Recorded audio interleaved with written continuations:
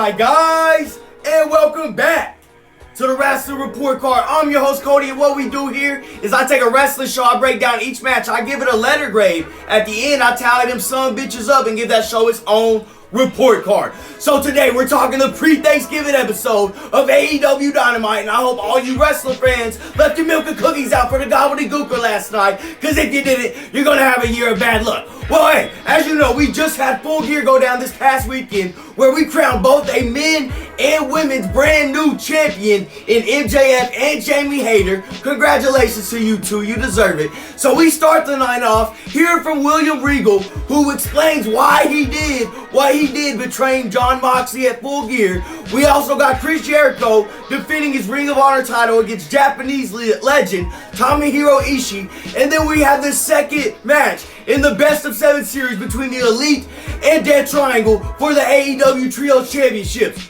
Woo! I'm out of breath. We also hear from the tag team champs, the Acclaimed, after their victory at Full Gear. And I tell you what, we got a lot to talk about. So without further ado, go ahead, buckle up your seatbelts, and let's get to grading.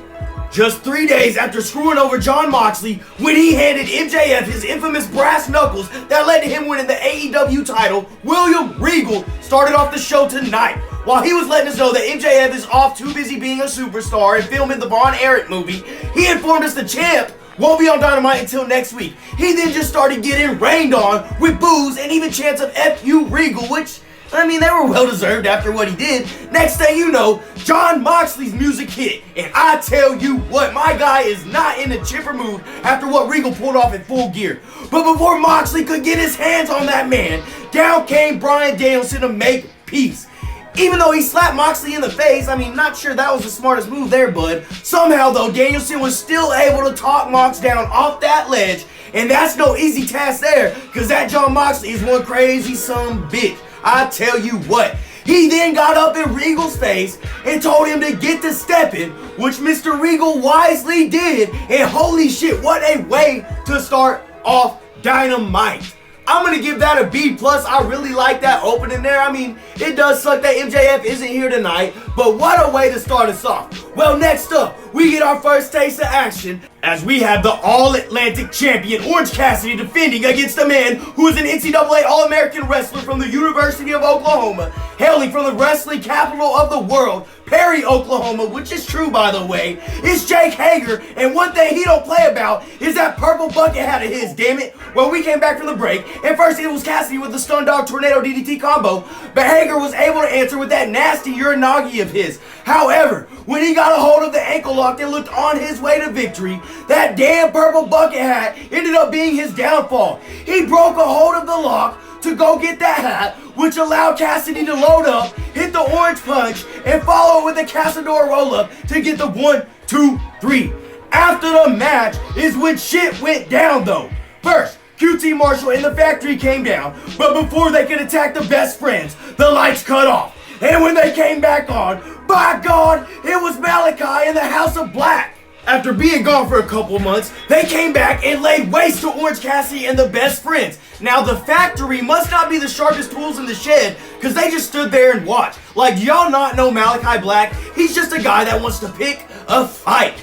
Anyways, they laid waste to them as well, and the security detail, they even hit a poor security guard with the Dante's Inferno up on the steel ramp. Like, that guy probably showed up to work today just to provide for his family. He probably had him a nice cup of coffee to start the shift. Probably got a call from the old lady, let him know what she's cooking for Thanksgiving. Well, let me tell you something, Susan. There's going to be a little extra turkey this year, because the only way Daddy's going to be able to eat for the next 7 months is through a straw. Sorry, I got a little carried away there. But if you go check my MySpace page out, I started a GoFundMe for my guy, the poor security guard. Anyways, I'm going to give that an A-. Not only did I think that match was solid, but we got the House of Black back on Dynamite, baby. Oh, we eating tonight. Up next, in the finals of the AEW World Eliminator Tournament, we got Ethan Page taking on Ricky Starks, where the winner will receive a title shot against the brand new AEW World Champion, MJF. Throughout this match, Ethan Page did a great job attacking those injured ribs and shoulder that Starks had all taped up. I mean, anytime Ricky would build up any momentum at all, Page somehow was able to turn it into another attack on those injured ribs. Then, after Stokely Hathaway got booted from ringside, Starks was somehow able to hit a superplex, But again, those ribs delayed the cover. After mounting some offense, Starks was able to go for the Rochambeau, but Paige was able to counter. Paige then went for the Ego's Edge. Starks was able to counter. Now it's Starks again. This time, he hit back-to-back spears. He made the cover, got the 1, 2, 3, and will go on to face MJF. And Dynamite winner is coming. I really like that match. I'm going to give it a B+. Well, we ain't got no time to dwell on it because up next, we got the Elite taking on Death Triangle in their second match out of the Best of 7 series. And with Death Triangle putting the Trios Championships on the line in this, they come into this match up 1-0 after they got the win over the Elite in the absolute banger that these 6 men put on at Full Gear. Another thing that happened at Full Gear was the Jersey crowd started chanting FC and Punk, which this Chicago crowd kept going. I mean, how wild is it that an FC and Punk chant happened in his hometown of Chicago? Anyways, during that first match at Full Gear, Pac actually broke his nose, so tonight he had to wear a face guard. The Elite smartly singled him out and even went as far as ripping that face guard off his face. After a missed one-winged angel from Kenny Omega, that petty bastard loaded Pac up and then hit him with the GTS. For those of y'all that don't know, that's CM Punk's move, and let's just say that him and Kenny Omega don't exactly like each other, to say the least. Now, after some more just outright insanity through this, Matt Jackson landed a low blow on Pac. Next thing you know, Brandon Cutler ironically threw him a hammer, but he didn't know that behind him stood Penta El Cero Miedo, and he pulled out a hammer of his own, and before the ref could turn around, he hit Jackson with it, which allowed Pac to get the cover, get the 1, 2, 3, and put Death Triangle up 2-0 in the series. And yeah, I know that first match was a banger and this one wasn't as good, but this was still a great match. I'm slapping an A on it. And then we go backstage next. We ain't got no time to waste because we have Renee Paquette broke some major news announcing that due to the extent of her injuries, Thunder Rosa will be relinquishing her AEW Women's Championship. And now, the interim tag is no mas, which means that Jame Hayter is the new outright AEW Women's Champion. And she's going to be in action because up next, we have a 3-way women's tag match as the champ teams up with her girl, Britt Baker. And as Britt Baker hit the stop, the two walked out with the victory in her first match since winning the AEW Women's Championship. Well, for that match, I'm going to give it a B- and move it from champion to champion. Up next, we got the tag team champions, the Acclaimed, and I'm just going to get down to business. We find out that finally Billy Gunn's fingers have been healed, and we're about to witness a scissoring from Daddy Has himself.